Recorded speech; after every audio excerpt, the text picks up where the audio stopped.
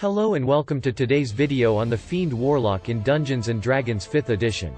In this video, we'll be covering everything you need to know about playing a Fiend Warlock, including their abilities gained by level, the best feats, and invocations to take. At level 1, a Fiend Warlock gains the Pact Magic ability, allowing them to cast spells using Charisma as their spellcasting ability. They also gain the Eldritch Blast cantrip, a powerful ranged attack that scales with their level. At level 1, a Fiend Warlock gains the Dark One's Blessing ability. When you reduce a hostile creature to 0 hit points, you gain temporary hit points equal to your Charisma modifier plus your Warlock level, minimum of 1.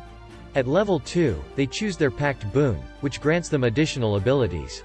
The Pact of the Chain grants them a familiar, while the Pact of the Blade lets them summon a magical weapon. The Pact of the Tome lets them choose 3 additional cantrips from any class's spell list. At level 6, a Fiend Warlock gains their subclass feature, the Dark One's Own Luck. You can call on your patron to alter fate in your favor. When you make an ability check or a saving throw, you can use this feature to add a d10 to your roll. You can do so after seeing the initial roll but before any of the roll's effects occur. Once you use this feature, you can't use it again until you finish a short or long rest. At level 10, a Fiend Warlock gains the Fiendish Resilience ability.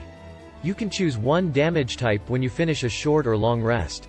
At level 14, the Fiend Warlock gains access to the Hurl Through Hell ability, which allows them to banish a target to another plane of existence for a short time, dealing extra damage when they return. When you hit a creature with an attack, you can use this feature to instantly transport the target through the lower planes. The creature disappears and hurtles through a nightmare landscape. At the end of your next turn, the target returns to the space it previously occupied, or the nearest unoccupied space.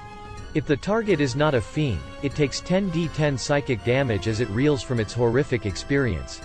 Once you use this feature, you can't use it again until you finish a long rest. One of the best feats for a Fiend Warlock is the Warcaster feat. This allows them to cast spells as reactions, which is especially useful for concentration spells that they need to maintain during combat. It also grants them advantage on concentration checks and the ability to perform somatic components even when their hands are full. Another great feat is the Resilient feat, which grants them proficiency in Constitution saving throws, making them more resilient to poison and other harmful effects. At level 2, a Fiend Warlock gains access to 2 invocations, which grant them additional abilities or enhancements to their existing ones. Some of the best invocations for a Fiend Warlock include Fiendish Vigor. This allows them to cast the False Life spell at will, gaining temporary hit points that can help them survive in combat. Thirsting Blade. This allows the Pact of the Blade Warlock to attack twice when using their summoned weapon, increasing their damage output. Sculptor of Flesh. This allows them to cast the Alter Self spell at will, allowing them to take on different forms for different situations. Fiendish Resilience. This grants them resistance to a chosen damage type, making them more resistant to certain types of attacks. That's everything you need to know about playing a Fiend Warlock in Dungeons & Dragons 5th edition.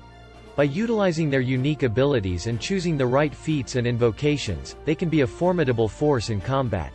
Thank you for watching, and we'll see you in the next video.